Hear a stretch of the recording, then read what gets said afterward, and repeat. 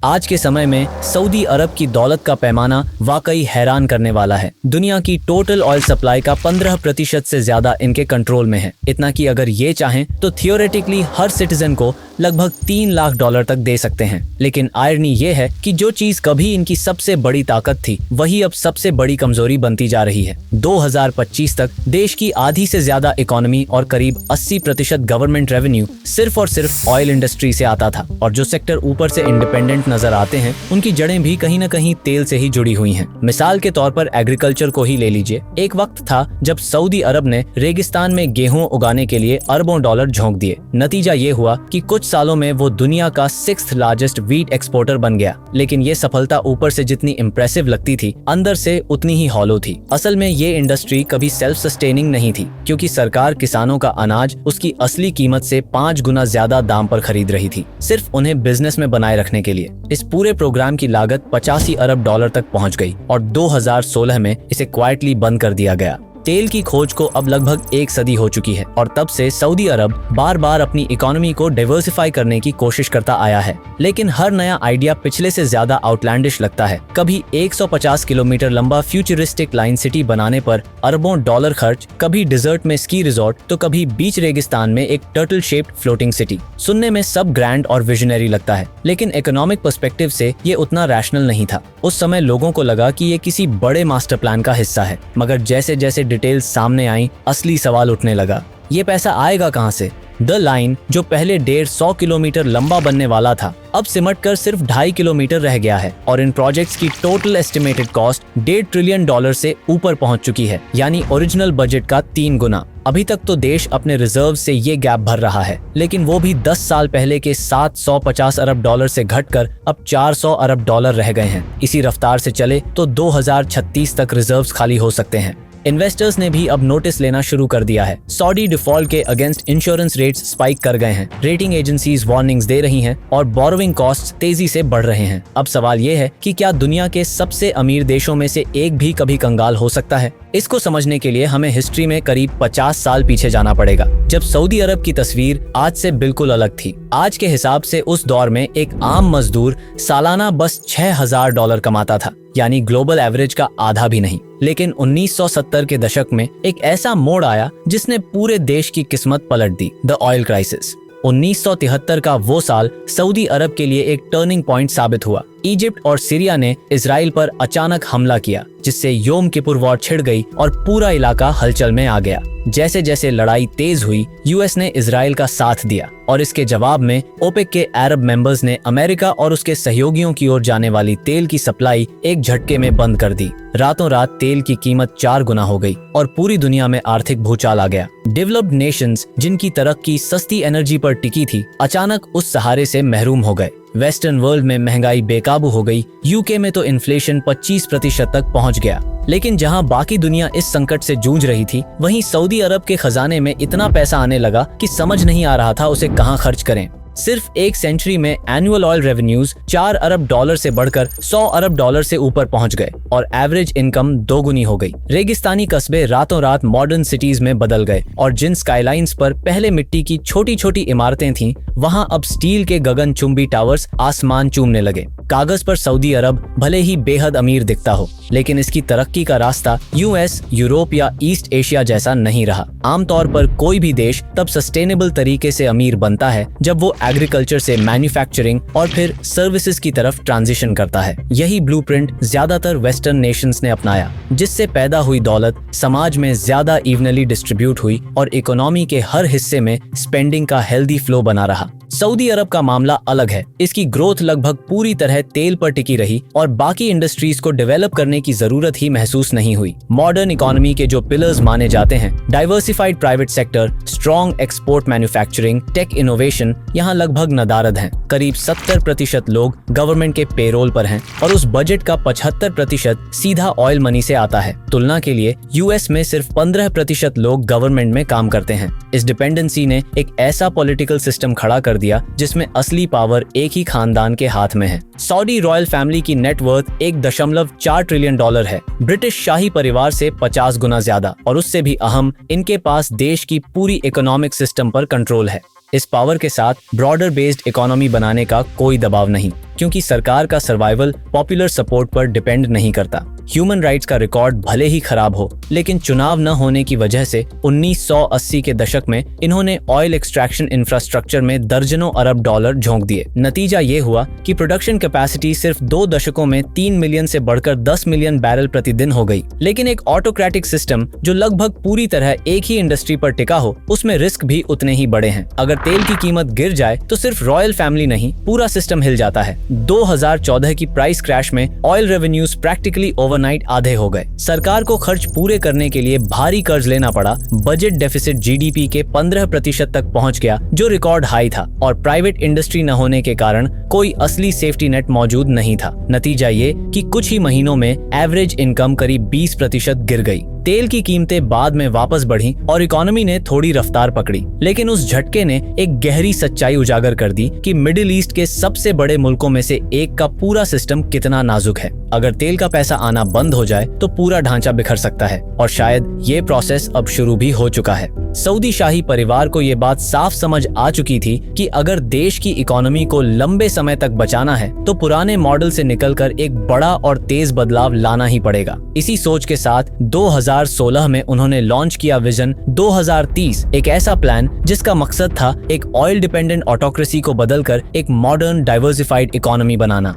Idea सीधा था, आज के तेल के पैसों को लेकर नए नए इंडस्ट्रीज में भारी इन्वेस्ट करना और जमीन से एक बिल्कुल नई इकोनॉमी खड़ी करना। पहले 10 साल में 400 अरब डॉलर लगाने का वादा किया गया, जिसमें टूरिज्म, टेक्नोलॉजी और फाइनेंस जैसे की सेक्टर्स को टारगेट किया गया। इस प्लान का सबसे हाई प्रोफाइल प्रोजेक्ट था नियोम, रेगिस्तान के बीच बनने वाला एक अल्ट्रा फ्यूचरिस्टिक मेगा सिटी, जिसमें flying taxi network, AI powered public services और पूरी तरह सोलर और विंड से चलने वाला जीरो कार्बन एनर्जी सिस्टम शामिल था। लेकिन ये दांव बहुत बड़ा था। अगर तेल की कीमतें ऊंची रहीं तो सरकार के पास कैश फ्लो रहेगा और ये ट्रांसफॉर्मेशन संभव होगा, लेकिन अगर कीमतें गिर गईं तो इतना मैसिव खर्च उठाना नामुमकिन हो जाएगा। ऑफिशियल एस्टिमेट्स के मुताबिक विजन 2030 को सस्टेनेबल तरीके से चलाने के लिए तेल की कीमत करीब 90 पाउंड प्रति बैरल रहनी चाहिए, मगर रशिया यूक्रेन वॉर के बाद कुछ ही महीनों में कीमतें 25% गिरकर $76 पर आ गईं। ये सऊदी सरकार के लिए सीधा झटका था। यानी साफ है, जब तेल की कीमतें गिरती हैं तो सऊदी अरब का पूरा फिस्कल बैलेंस हिल जाता है और असली खतरा एक डेट क्राइसिस का बन जाता है। अगर इन्वेस्टर्स को जरा भी शक हो जाए कि देश अपने कर्ज चुका पाएगा या नहीं, तो वो अपने लोन्स बेच देंगे, बोरोइंग कॉस्ट्स आसमान छू जाएंगी और फिर एक झटके में मेगा प्रोजेक्ट्स के लिए लिया गया अरबों डॉलर का कर्ज और महंगा हो जाएगा। सरकार को सिर्फ पुराने कर्ज चुकाने के लिए खर्चों में कटौती करनी पड़ेगी और यही डाउनवर्ड स्पाइरल पूरी इकोनॉमी को रिसेशन में धकेल सकता है।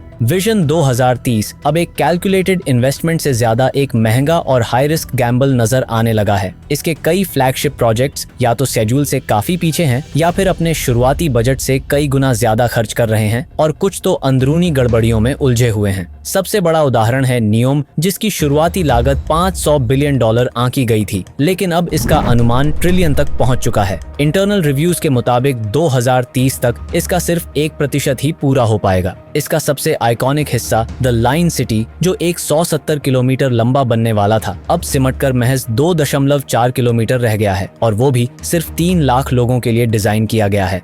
इसके बावजूद सरकार पीछे हटने के बजाय और भी बड़े दांव खेल रही है। ट्रोजेना में futuristic ski resorts, theme parks और रेड सी रिजॉर्ट्स जैसे कई मेगा प्रोजेक्ट्स या तो अंडर कंस्ट्रक्शन हैं या हाल ही में अनाउंस किए गए हैं। ये अप्रोच और भी पजलिंग लगती है, खासकर तब जब मकसद इकोनॉमी को डाइवर्सिफाई करना बताया जा रहा है, जबकि इस टारगेट को पाने के प्रूवन और टेस्टेड तरीके दुनिया में मौजूद हैं, जैसे एजुकेशन और स्किल डेवलपमेंट में इन्वेस्टमेंट, मैन्युफैक्चरिंग हब्स बनाना और टेक इनोवेशन को बढ़ावा देना, जो लंबे समय में कहीं ज्यादा सस्टेनेबल और कम रिस्की साबित हो सकते हैं। आखिर में तस्वीर साफ है, सऊदी अरब आज एक ऐसे क्रॉसरोड्स पर खड़ा है जहां उसे तय करना होगा कि वो किस डायरेक्शन में आगे बढ़ेगा। एक तरफ हैं अरबों डॉलर के हाई रिस्क चमकदार मेगा प्रोजेक्ट्स जो ग्लोबल हेडलाइंस और इंटरनेशनल प्रेस्टीज तो दिला सकते हैं, लेकिन जिनका रियल इकोनॉमिक पे ऑफ अभी भी बहुत लिमिटेड है। दूसरी तरफ है वो टफ लेकिन sustainable path, genuine economic reforms जो किंगडम को पोस्ट ऑयल फ्यूचर में भी मजबूती से खड़ा रख सकते हैं। प्रॉब्लम यह है कि global oil demand steadily decline पर है और पॉलिटिकल सिस्टम के भीतर डीप रूटेड फ्लॉज, साथ ही ट्रांसपेरेंसी और अकाउंटेबिलिटी की कमी इस पूरे एम्बिशियस विजन पर सवाल खड़े करती है। हाँ, अगर ये प्लान पूरी तरह सफल हो गया तो सऊदी अरेबिया आने वाले दशकों तक ग्लोबल स्टेज पर चमक सकता है, लेकिन अगर नहीं तो ये गोल्डन ड्रीम्स अपने ही वेट तले कोलैप्स हो सकते हैं। एंड ऑफ द डे असली टेस्ट यही होगा, क्या लीडरशिप प्रेस्टीज से ऊपर पब्लिक गुड को रखकर ट्रांसपेरेंट और अकाउंटेबल गवर्नेंस के साथ लॉन्ग टर्म स्ट्रक्चरल चेंज ला सकती है, या फिर विजन 2030 भी उन महंगे सपनों में शामिल हो जाएगा जो कागज पर तो शानदार थे लेकिन हकीकत में कभी पूरे नहीं हुए। ये है सऊदी अरब, एरिया के लिहाज से दुनिया का 13वां सबसे बड़ा कंट्री, जिसमें करीबन 4 करोड़ लोग रहते हैं। लेकिन मजेदार बात यह है कि ये 4 करोड़ लोग एक ऐसे अजीब पैटर्न में रहते हैं जिसकी मिसाल आपको कहीं और देखने को नहीं मिलेगी। सऊदी अरब की 80% पॉपुलेशन इन 2 कलर्ड लाइंस में सिमटी हुई है। एक तरफ ये ब्लू लाइन है जो रेड सी के साथ साथ पूरी वेस्टर्न कोस्ट लाइन को कवर करती है। दूसरी तरफ ये येलो लाइन है जो पर्शियन गल्फ से शुरू होकर सऊदी अरब के सेंटर से होते हुए वेस्टर्न कोस्ट लाइन तक जाती है। लेकिन इन 2 कलर्ड एरियाज के अलावा पूरा सऊदी अरब लगभग खाली है। और ये बात और भी इंटरेस्टिंग हो जाती है जब हम जानते हैं कि येलो लाइन का एरिया तो बस हाल ही में आबाद हुआ है। हजारों सालों तक सऊदी अरब का 90% हिस्सा पूरी तरह खाली रहा है। अब सवाल उठता है, आखिर सऊदी अरब का ये यूनिक पॉपुलेशन पैटर्न क्यों है? क्या इसकी वजह जियोग्राफी है या हिस्ट्री? आइए इसे डिटेल में समझते हैं। सबसे पहले बात करते हैं सऊदी अरब की जियोग्राफी की। इसका एरिया इतना बड़ा है कि पूरा यूरोप इसमें समा जाए, लेकिन इंटरेस्टिंगली इतने बड़े एरिया में केवल 4 करोड़ लोग हैं और ये 4 करोड़ की पॉपुलेशन भी सऊदी अरब में पिछले कुछ दशकों में ही इंक्रीज हुई है। 1970 में सऊदी अरब की पॉपुलेशन सिर्फ 61 लाख थी और आज 2025 में ये करीब 4 करोड़ तक पहुंच गई है। जी हाँ, पिछले 50 सालों में सऊदी अरब की जनसंख्या में 3.25 करोड़ से ज्यादा का इजाफा हुआ है। लेकिन सवाल ये उठता है, आखिर ऐसा क्या हुआ इन 50 सालों में और इससे पहले सऊदी अरब की जनसंख्या इतनी कम क्यों थी? आइए इस सवाल का जवाब ढूंढते हैं। इसकी सबसे बड़ी वजह है सऊदी अरब की हार्श ज्योग्राफी। अगर आप सऊदी अरब का मैप देखें तो आपको चारों तरफ बड़े बड़े डिजर्ट्स नजर आएंगे। नॉर्दर्न साइड पर जॉर्डन और इराक के बॉर्डर पर अल नफूद डेजर्ट है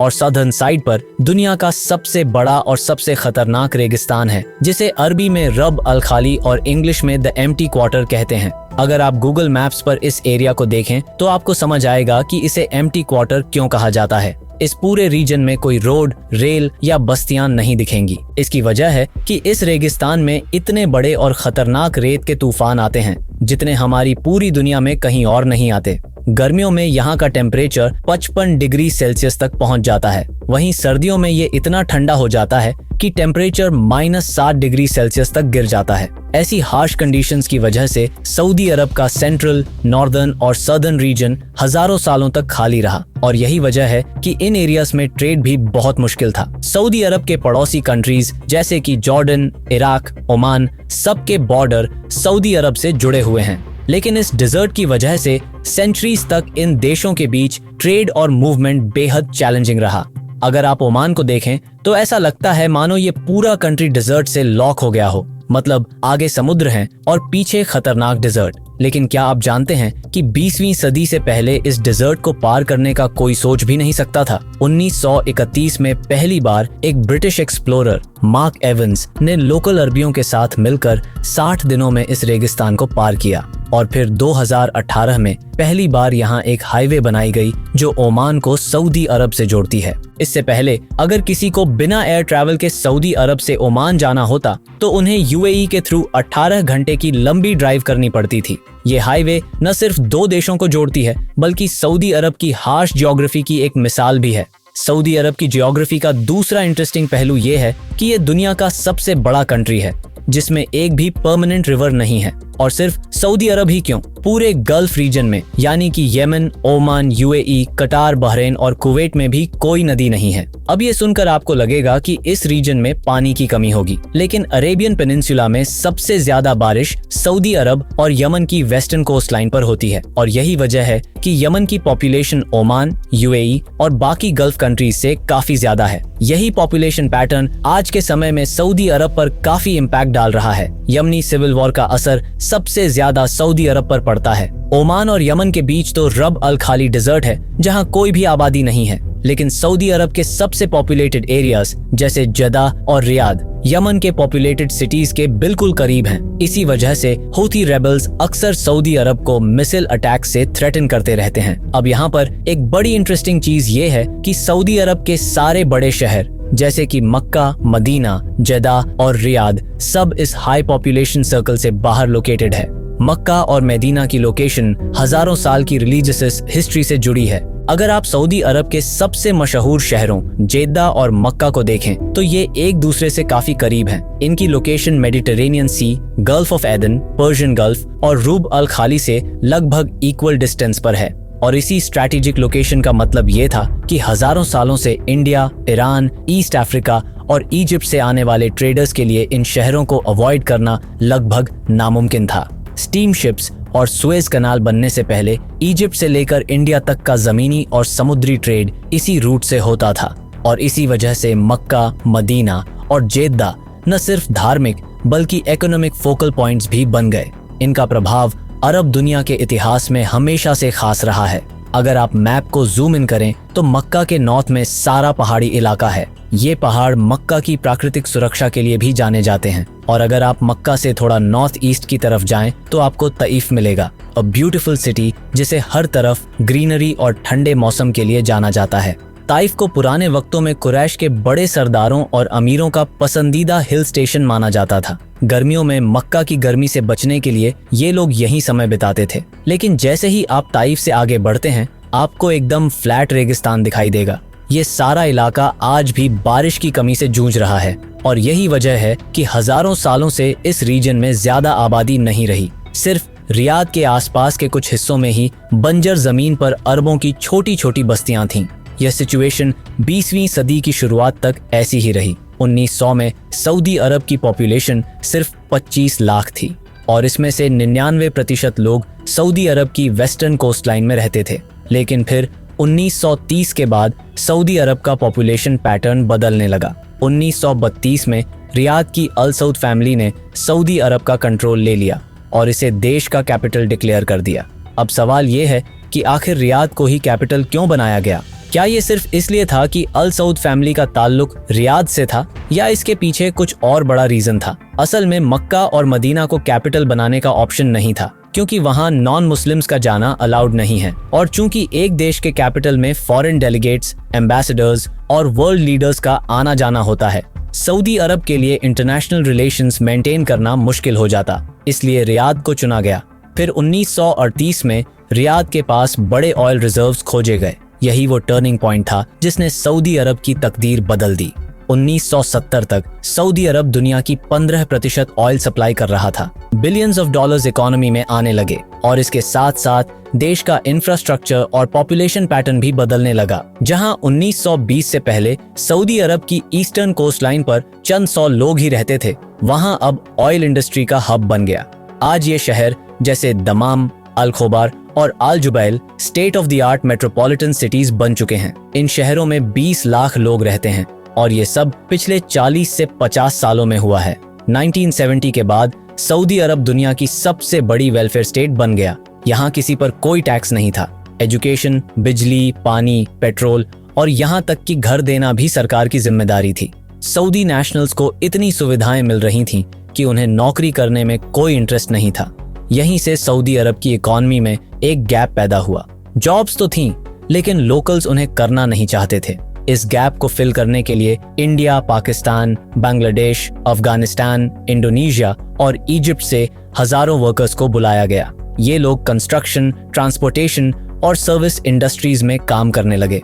इसके बाद अगले 30 सालों में सऊदी अरब की इकोनॉमी और पॉपुलेशन लिटरली एक्सप्लोड हो गई। आज के रियाद और जेद्दा, जो कभी झोपड़ियों और टूटी सड़कों के शहर थे, अब दुनिया के सबसे मॉडर्न मेट्रोपॉलिटन सिटीज में से एक हैं। लेकिन यही शहर जो बिलियंस ऑफ डॉलर्स खर्च करके बसाए गए थे, अब सऊदी अरब के लिए बड़ी प्रॉब्लम्स खड़ी कर रहे हैं।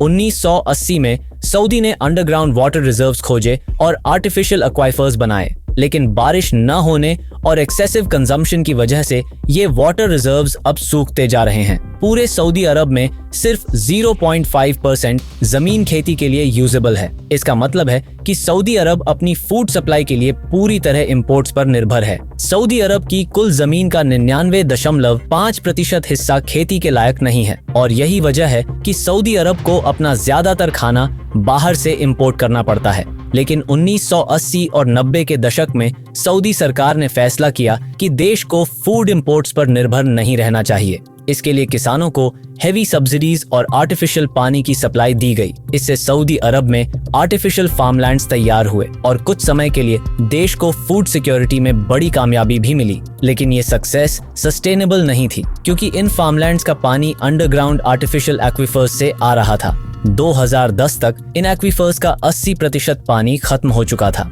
साइंटिस्ट ने वार्निंग दे दी कि 2030 तक ये एक्विफर्स पूरी तरह सूख जाएंगे। इसीलिए सऊदी सरकार को ये प्रोजेक्ट रोकना पड़ा और ज्यादा पानी लेने वाली क्रॉप्स जैसे राइस और वीट उगाना बंद कर दिया। इस पानी की समस्या का सोल्यूशन निकालने के लिए सऊदी अरब ने डिसैलिनेशन प्लांट्स पर फोकस किया।